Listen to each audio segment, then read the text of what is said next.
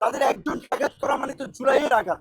আর তারা তো শুরু থেকেই এই জুলাইয়ের বিরুদ্ধে একটা শক্তিশালী অবস্থান নিয়ে জুলাইকে ধুলোয় মিশিয়ে দেবে এই ধরনের হুমকি দামকি দিয়ে আসছে। আমাদের ব্যক্তিগত নিরাপত্তার চেয়ে আমরা চাই রাষ্ট্রকে একটা নিরাপত্তার মধ্যে নিয়ে আসুক, সমাজের সকল শ্রেণী পেশার মানুষের নাগরিকত্ব নিশ্চিত করুক। আর স্বরাষ্ট্র উপদেষ্টা প্রকৃত অর্থে বলতে গেলে স্বরাষ্ট্র উপদেষ্টা এবং আইজিপির বিরুদ্ধে অভিযোগ যে তিনি আপনার ফেসিবাদের দোসর ছিলেন, ছাত্র দলের নেতা, সাবেক বিএনপি নেতা পিন্টুর হত্যাকাণ্ডের সময় তিনি আপনার এসবির দায়িত্বে ছিলেন, সেই সময় এই আপনার বিডিআর পিলখানার হত্যাকাণ্ডে তার সংশ্লিষ্টতা উঠে এসেছে।